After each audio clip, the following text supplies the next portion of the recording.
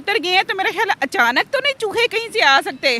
2021 में बताया गया था कि 50,000 पार्लियामेंट के अंदर चूहे हैं, लेकिन अब वही तादाद 1 लाख प्लस हो गई है। क्या कहते हैं? में डूबा हुआ है और बुरे हालात हैं वहाँ पर, चूहों को मारने के लिए बिल्लियाँ और फिर बिल्लियों को मारने के लिए शेर, और शेर तो फिर जंगल राज होता है मेरा ख्याल है, तो ये फिर जंगल ही बन जाएगा। पार्लियामेंट का ये हाल होगा तो फिर बाकी शहरों का और मुल्क का क्या हाल होगा, वो तो मेरा ख्याल है पार्लियामेंट में तो फिर चूहा राज हुआ ना।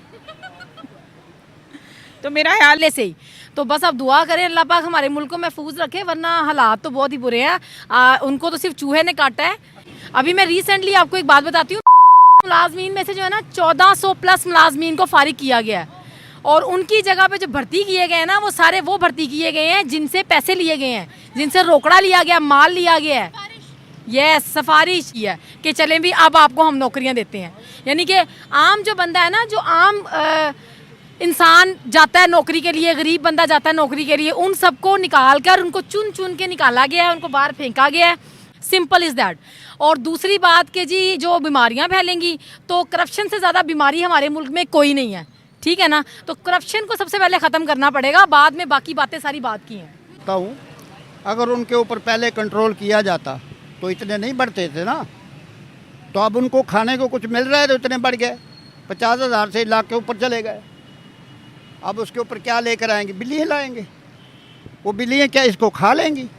जब खाएंगी तो फिर वो, जब ये नहीं मिलेगी तो फिर दूसरे लोगों को भी काटेंगी। फिर उसके लिए कौन हल करेगा? कौन आएगा? फिर शेर आएगा उसको। हाँ, ये कुछ दिनों में ये असम्बली भी खा लेंगे चूहे। आज बिल्कुल। तो ये जो पाकिस्तान में थोड़ा बहुत निज़ाम है ना, ये ख़त्म हो जाएगा। भी और चूहों के काटने से खतरनाक बीमारियां भी आपको हो सकती।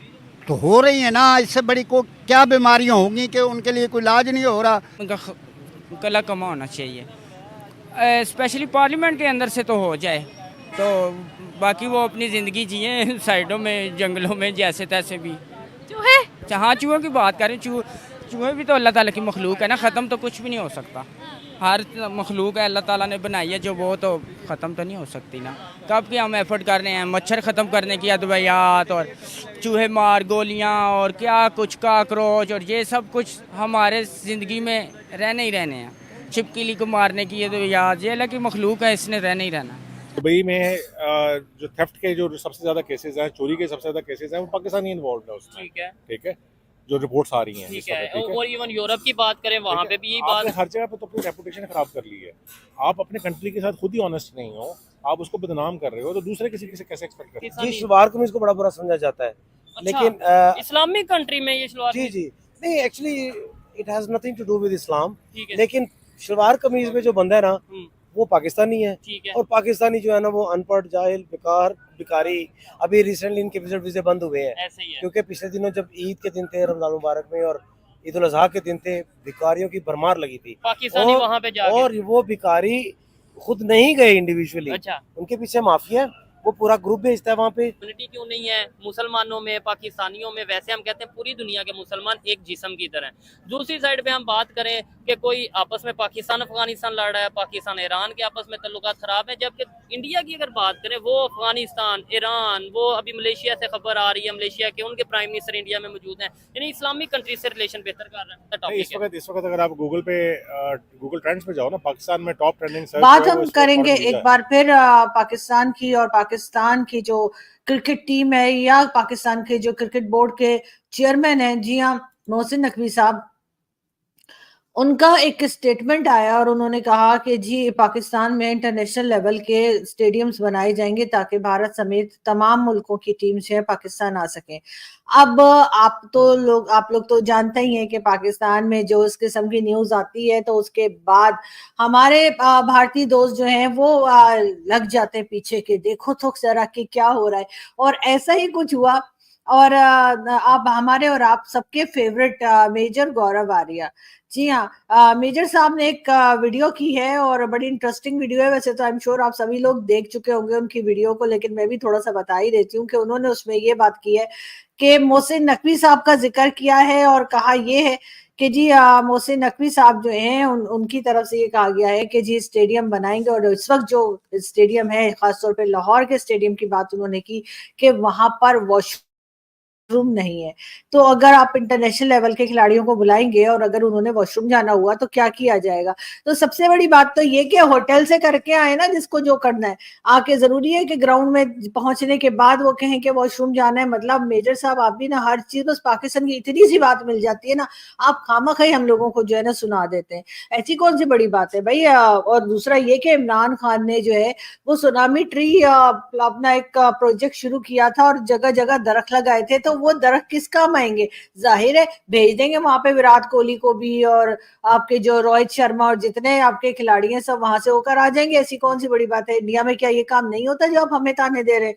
मगर ये जरूर है कि बहरहाल पाकिस्तान में ये बताया गया है कि जी स्टेडियम्स की हालत बहुत खराब है, और इसी वजह से जो है मेजर साहब ने भी अपनी वीडियो में जो है हमें बड़ी उल्टी सुल्टी सुनाई है। लेकिन खैर कोई बात नहीं। अगर मेजर साहब आपकी वीडियोस में ये बता दूं कि पाकिस्तान में काफी देखी जाती है, खासतौर पे अब तो हर छोटे बड़े इलाके में, चाहे वो केपीके का हो या पंजाब का हो, मेजर गौरव वारिया जो है उनकी वीडियोस बहुत ज्यादा देखी जाती हैं, बड़े फेमस हो गए हैं यहाँ पे। और जब इस तरह की बातें करते हैं और जब इस तरह से वो हमें ताने लगाते हैं, तो भी मेरा ख्याल है कि शायद यहाँ पर किसी को शर्म आ जाए, शायद थोड़ा सा हम लोग एहसास कर लें कि जी हमारी ये बातें जो हैं वो कहाँ कहाँ तक पहुंच चुकी हैं। और अब लोग मजाक बनाने लगे हैं, जो हम कहते हैं कि यहाँ पे हमने क्रिकेट स्टेडियम बनाए हैं और लोगों को आना चाहिए। तो जब इस किस्म की न्यूज बाहर निकलती हैं उसके बाद क्या होता है? जाहिर है कि लोग शर्मिंदा होते होंगे शायद थोड़े बहुत, लेकिन इनमें वो लोग हरगिज शामिल नहीं है जो पॉलिसीज बनाते हैं या जिनके जिम्मे में स्टेडियम में वॉशरूम बनाना है। लेकिन खैर मेजर साहब ने ये बड़ा अच्छा एक पॉइंट जो है वो दिया है पाकिस्तान के क्रिकेट बोर्ड को और मोहसिन नकवी साहब को।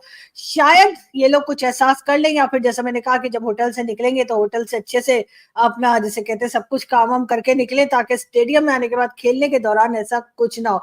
मेजर साहब का ये भी कहना था कि जी बांग्लादेश की टीम जो पाकिस्तान आई हुई है वो उसको जी 2G मिल रहा है, उसको 4G की आदत है, वो अपने घर फोन नहीं कर पा रहे, व्हाट्सएप वगैरह कुछ यूज नहीं कर पा रहे।